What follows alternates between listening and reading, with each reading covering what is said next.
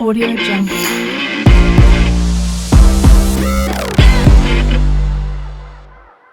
Norman, I want to have a conversation around brokers with you. I know you're hiring. What makes a great broker? Craig, it's like everything in life. It's about competitiveness, it's about tenacity, it's about persistence, hardworking. I think those are the key ingredients to making a good broker. I think, you can take a salesman out there, and if he's got those ingredients, then they can be successful in any kind of business, but particularly in broking, because I think broking is one where you get very close to your clients, buyers and sellers.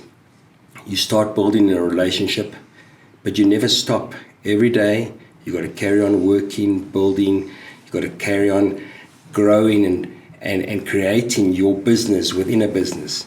And I think that's what makes a good broker, that they never just stop and rely on what's happening around them and for deals to come to them. Good brokers wake up religiously every single day with a game plan.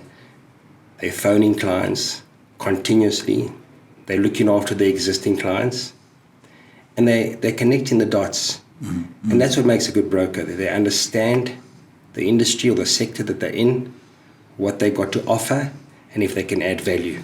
So it's really a lifestyle. It's not really a career. I mean, you've got to wake up and go to bed at night, and you've got to think brokering, especially when the dots need to be connected. Yeah, well, property is one of those businesses or industries where it's basically all-encompassing with everything. So, you kind of wake up and you start thinking about property. You drive past property. You go to property. You start understanding the look, feel, understanding your clients' demands, what your sellers are looking for. So, property is one of those things that you actually never stop thinking about. But you need a game plan. And of course, you're looking for talent as well. Am I right? I mean, to how do you spot that talent in what you're looking for? Some of the best brokers that I've been involved in over the years have been people working behind a desk, and I've just noticed and understood that their processing and the way they communicate with me is they've got the X factor, and it doesn't take long. Can that be schooled? Can that be trained? To a certain degree, yes. But I think a lot of these brokers, they have it in them, they have it in their heart, they have it in their DNA, and they just got that kind of empathy for people and understanding for people and how to deal with people. And some of them have learned this by possibly working in the restaurant industry or working with looking after clients in a customer-based service industry, and then they start getting that. But when they get to a certain age, and I would say that brokers start maturing in their late 20s, they start understanding people better. But you can pick it up quite quickly when you start communicating with someone and you understand, and then if there's a little bit of processing behind it, you'll quickly realize who's successful, who's going to be successful, and who's a successful broker or not. What inspires you in a meeting, in an interview, that when you meet that person, you say that person has the X factor or the potential? What is that key element? Firstly, passion. Yeah. Interest. Attention. I think that's very important, and empathy and understanding of a client. And I mean, we're in somewhat of a depressed market. Does it require a different strategy right now selling property? Yeah, well, we got to add the value. Right now, we got to make the difference. We got to bring value to our buyers and sellers. Many years ago, and I say many years ago because time flies, but it was very easy. And then the successful brokers were maybe possibly successful by way of the environment. It was easy to sell a property.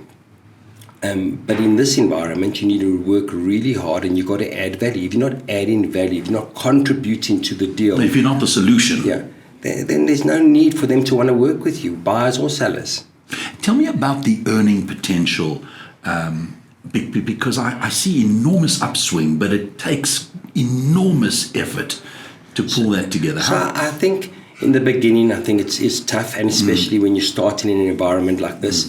But I think, once you start getting momentum, you start building your own brand, I think the big deals are out there and people would like to work with you. And then, I don't think you can achieve this kind of commission-based structure in any kind of other industry once you start reaching those big deals. But it doesn't happen quickly. And I would say a good broker to become a successful and a consistent broker earning month after month, I think it will take a good 2, 3, or 4 years before they've got their degree in broking. You've got to have a sense of entrepreneurial spirit as well, am I right?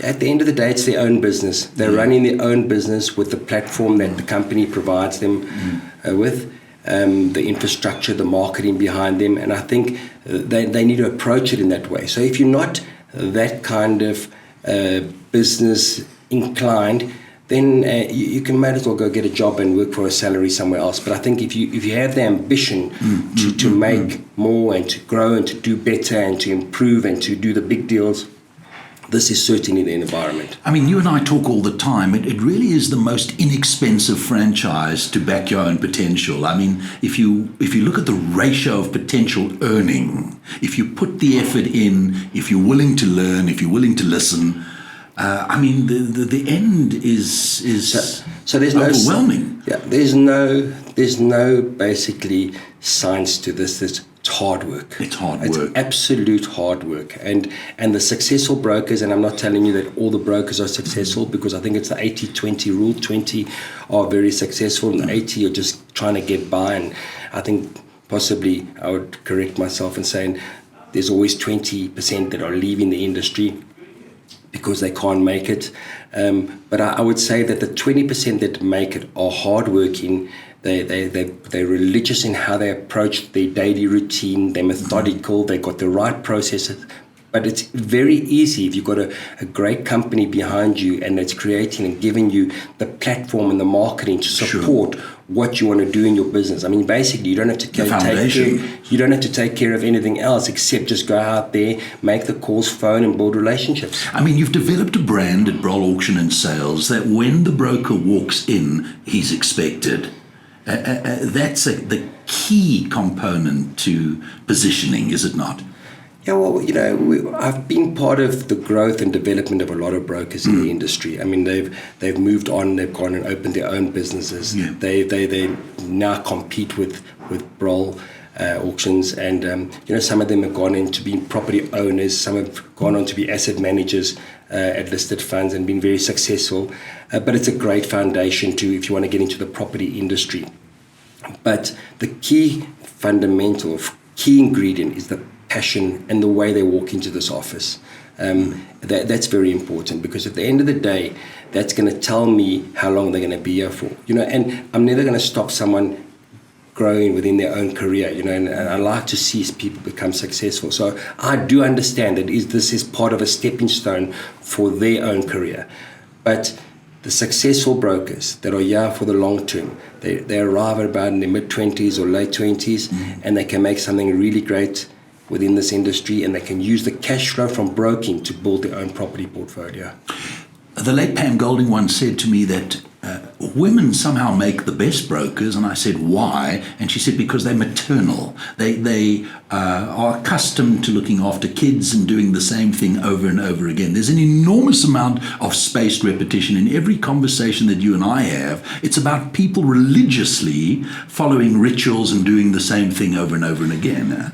Yeah, well, I mean, I don't like to mention specific names, but, women in a particular lady that has joined our company over the last couple of years, well, Broll, yes. Hayley Rubin. I mean, she's got care, she's got understanding, and she knows how to deal with clients. And she's methodical, and she's continuously, repeatedly so she's got a routine. And phones, but she's got care, and she's got understanding and knowledge. So I think women bring that to the table. Yeah, there's almost like an empathy. There's an angelicness which not afraid to touch their tender side. No, absolutely. Yeah. I was in a meeting recently with them. I could just feel everything was calm. Yeah. And I think that's important, and that instills trust too. I mean, we were talking about that the other day. Yeah, well, at the end of the day, trust is everything, and you need to build on that. But the key ingredient, and I repeat this, the key ingredient is hard work. Unbelievable. You're hiring at the moment. I mean, in a depressed market, I mean, the auction business is buoyant in the sense that it activates and stimulates the buyer. It's the most exciting way to buy and sell real estate, and you're hiring. So I mean, that says something in an industry that... Well, we're creating a good culture here, you know, at the end of the day. Our business and the environment and the people that are here, we all get along. We have lunch together almost every day. And we would like to see people grow and develop and be successful. And that's what we're about. Norman Raad, CEO of Broll Auction and Sales. Thank you for joining us. It's been a pleasure. Thank you, Craig.